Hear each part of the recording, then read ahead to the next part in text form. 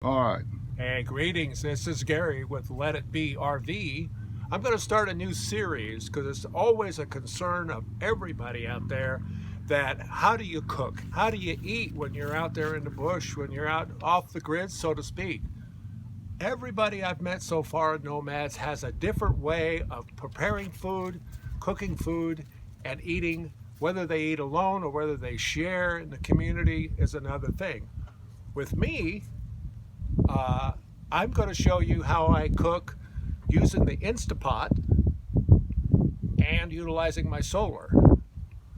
Tomorrow, Rick is going to show you how he cooks his food. Okay? A little bit of background. 400 watts of solar on the roof, 2,000 watt inverter that changes the power of the sun to AC. If you'll look right here, follow me up, Rick. Rick, follow me up.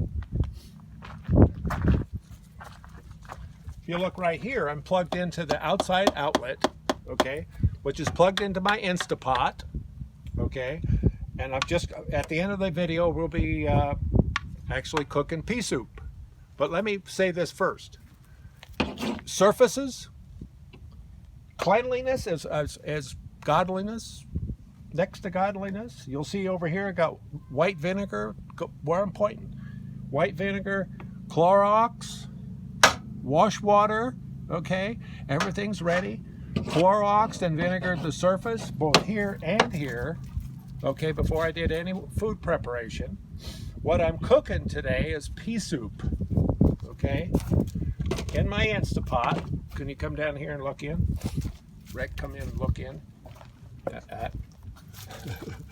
So it's pea soup. And you can see over here the package of, carrots and pea soup. With the Instapot, you don't have to soak. Okay, you don't soak at all. Now, well, all I need to do at this point is to take the pot into here, which certainly I'll do, okay? And I need more water.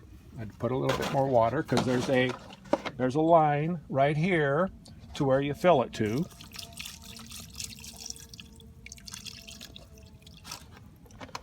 So what I've got in here, obviously, are carrots and peas. The peas are still hard, okay? The Instapot will cook this in about 50 minutes, 55 minutes, somewhere in that range. It'll be totally done. Totally done. Anytime you cook in there, and you don't have to soak your beans. Okay, now what's happening is that I'm able to do this. Because of the zenith of the sun is hitting my solar panels, and I've got a lot of load coming in. So I'm able to utilize the power of the sun at a timely manner to be able to have enough load coming in to cook my meal. Okay, if there's not enough load coming in, then what it's going to do, it's going to take juice off my batteries, which is okay. But what I'm doing is I'm cooking 100% solar today, all right? Now, I do have an oven. I do bake. I have propane and burners in there, so I could do that. But this is a way to be able to utilize the solar power to cook my meal. Now, if you'll take a look at the Instapot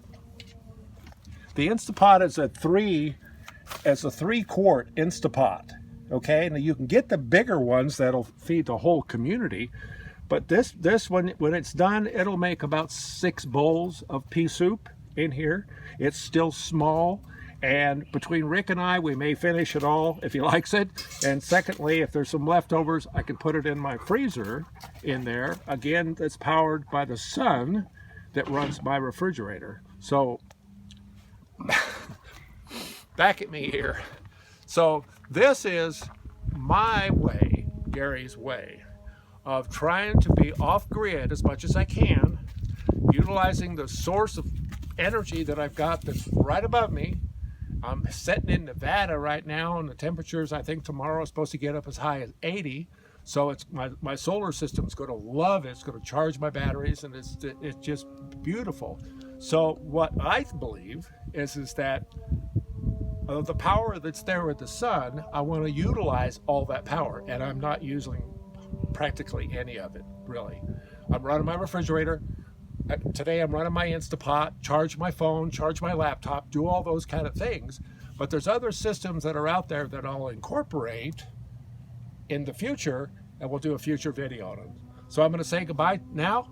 Please subscribe, hit the little bell, so every time I post something, you'll be notified. So say goodbye. Say goodbye.